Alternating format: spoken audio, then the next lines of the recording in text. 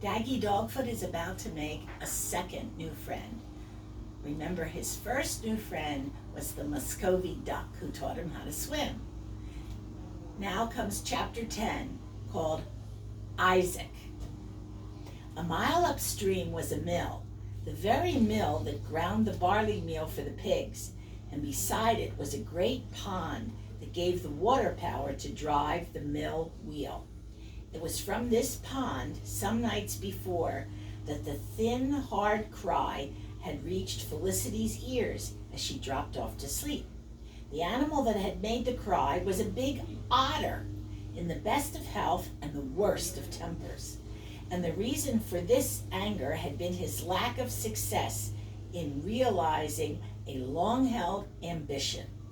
The mill pond was deep and dark, with a bed made of thick mud, and the rotting of 1,000,000 leaves dropped into it over many autumns.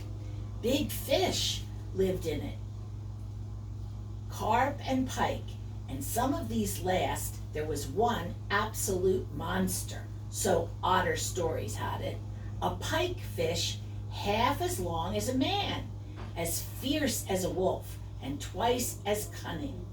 Often in his travels between the ocean and the hills, this particular otter had spent some time by the mill pond with one idea in mind: to find this monster and kill him and eat him.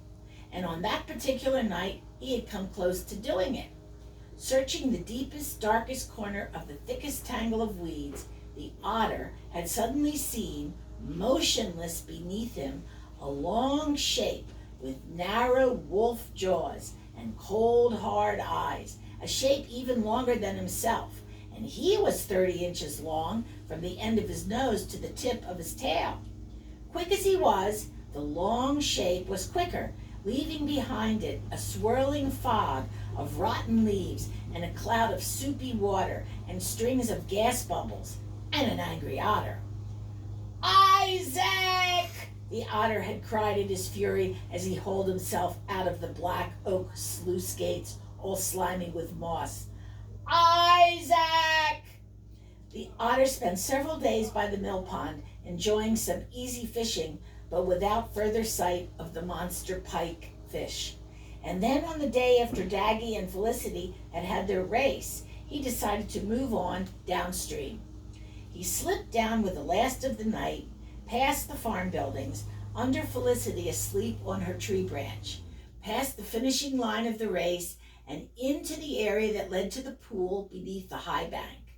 Sometimes he swam on the surface. Sometimes only a string of bubbles showed his progress.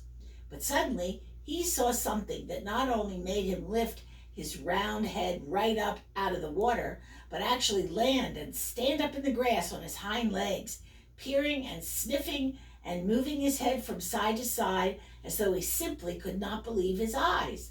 In the pool ahead, swimming rapidly from side to side with a racing turn at either bank, was our pig.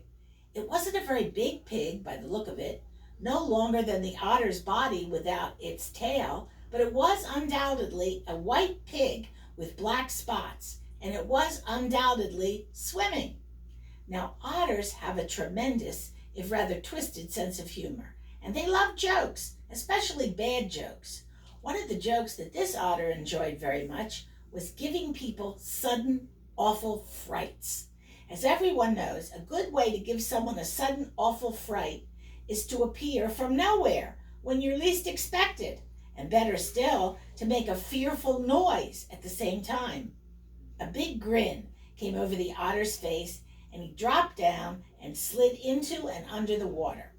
Daggy Dogfoot was in the exact middle of the pool, swimming along without a care in the world, in the peaceful silence of the early morning, when suddenly right beside him a grinning, whiskery face popped up, opened a wide mouth to show a lot of sharp white teeth, and shouted right in his ear, "Isaac!" Doggy felt three sorts of feelings, all at the same time. Startled because of the sudden noise, afraid because of the rows of teeth, and angry because he was startled and afraid. Of the three, he quickly decided that he was mostly angry. and he trod water and said in a shrill, breathless voice, "I don't know who you are, but this is my pool, and you have no manners, frightening people like that, and I'll tell my mommy and Felicity the duck, and anyway, your breath stinks of fish." Now, otters make all sorts of noises, from loud ones when they are angry or want to frighten someone, through chitterings and chatterings, to lovely fluty whistles when they are playing or calling to one another from afar. But when they think something is really very funny, they laugh quite silently. To Daggy's astonishment, that is what the creature in front of him proceeded to do, splitting his hairy face wide open and rocking to and fro in the water with his webbed forepaws clasped against his chest. He laughed so much and rocked about so wildly that eventually he sank below the water and swallowed some mouthfuls. Spitting and puffing, he came back to the surface and at last calmed himself enough to speak to the piglet. "Sorry, old pig," he spluttered, still grinning broadly. "Sorry if I scared you." By now, Daggy had gotten his breath back, and he said with a sort of quiet dignity, "I'm not an old pig, I'm a young pig, and I'm not just a pig, I'm a pedigreed Gloucester Old Spots, and my name is Daggy Dogfoot, son of Champion Imperial Challenger III of Ploughbarrow."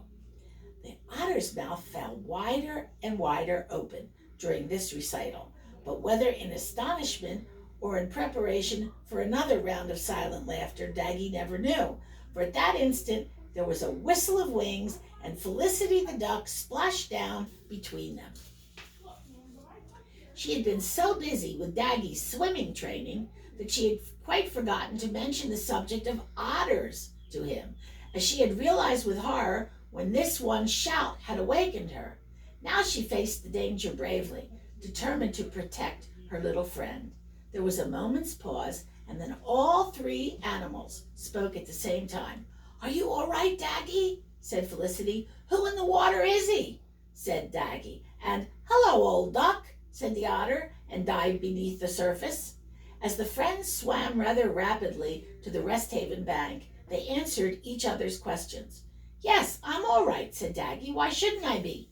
"Because that's an otter," said Felicity. "Great hunter. Kills anything and everything that swims. Fish, frogs, eels, ducklings. Never heard of it bothering piglets. But then piglets don't usually swim. You'd better keep away from him." "Well, he didn't hurt me," said Daggy. "He just seemed to find me rather funny. I can't think why." As they talked, they could see strings of bubbles bobbing up as the otter searched the pool, and after a moment more he surfaced, smooth as oil, and walked out onto the sandy hollow below them. "No fish in there, old pig," said the otter cheerfully, "and don't say there are, 'cause there aren't. Must have driven them away with all that swimming practice of yours. What's a pig doing swimming anyway, old duck?" "I taught him," said Felicity shortly. "What's your name, if I might ask?" "Isaac," said the otter, "and don't think it isn't, 'cause it is. My friends call me Ike, and don't say they don't, 'cause they do." There was something very nice about the otter, despite his fearful, fishy breath. Perhaps it was his cheeriness. Perhaps it was his odd way of speaking. Or maybe it was with the growing certainty that he was not in fact an enemy to them that made the two friends suddenly warm up to him. "Sorry I spoke so rudely to you, Mr. Isaac," said Daggy, "but you did give me an awful shock." "That's all right, old pig," said the otter. "I'm fond of a good laugh, and don't say I'm not, 'cause I am." He turned to Felicity. "Going back to this business of him," he nodded at Daggy, "swimming. From what I could see, he's pretty good on the surface. I never expected to see a pig swim, old duck, let alone swim as well as that, and don't say I did, 'cause I didn't." "Yes, he is good," said Felicity, "but then he's lucky enough to have been born specially equipped," and she pointed with her bill to Daggy's front feet. "Let's have a look, old pig," said the otter. And after a close examination, he sat back with a long, low whistle and looked thoughtfully at the little pig. "Tell you what," he said, "I was going to the seashore for a break, but I'm not in a hurry. Now, am I right in thinking that you haven't done much underwater work?" Not much, said Daggy, just the surface dive. It's nearly all been surface work, said Felicity. I'm afraid I'm not much good down below. No, but I am, said the otter. And don't say you aren't, said Daggy quickly. Because you are, finished Felicity, and they all laughed in their different ways. The otter silently, the duck quadding, the piglet giving little squeals. Seriously, said the otter, I could teach you a lot, old pig, if you'd like. You have no webs between your toes, and no tail to speak of, so you'll be a bit slow on the turn. But I could teach you a lot about breath control and the use of water currents and general aquabatics. We'd have you catching big fish in no time. Well, said Daggy doubtfully, I'd love to have lessons from you, Mr. Isaac, but I don't actually eat fish. Nonsense, said Felicity sharply. You mean you haven't eaten fish yet? Just think, if this gentleman is kind enough to teach you, after all, pigs are omnivorous. What does that mean, old duck? Said the otter. It means they can eat anything and everything. She's clever, isn't she, old pig? Said the otter. They say eating fish is good for your brains, though it doesn't seem to have done much good for me. And he swished around in another fit of silent laughter. So it came about that Daggy Dogfoot acquired a second teacher, and right away began more lessons, so that by the time Mrs. Barleylove, who had slept through everything, rolled down to the brook for her morning drink, she found her little Daggy was more under the water than on it, and often when his head popped up, there was a round, brown, whiskery one beside it, and sometimes his squeaks of delight mingled with the stranger's lovely, fluty whistles. Felicity explained everything to her, and because it was all right with Felicity, it was all right with her. All that day, Daggy played with and learned from his new teacher, occasionally coming to the bank to see if his old teacher, the duck, approved and was not upset. And she did, and she wasn't, and his mother beamed her usual smile of pride. In the afternoon, swimmers and spectators moved upstream a little, and the otter caught a big trout, taking it in a lightning upward swirl too fast for the eye to follow. He pulled it onto the bank and offered Daggy the first bite. From the shoulder, the flesh is sweetest there, old pig. Daggy was too polite to refuse, and afterward glad that he hadn't, for it was delicious. Between them they ate most of the best of the trout, and as they were hungry from their exertions.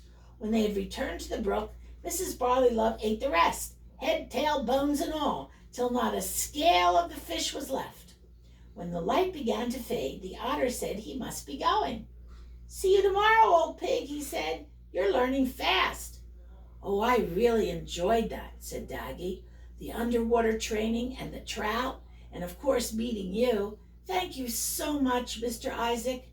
Good night, old pig, said the otter. But I told you before, and don't say that I didn't, 'cause I did. My friends call me Ike. Thanks, Ike, said Daggy happily.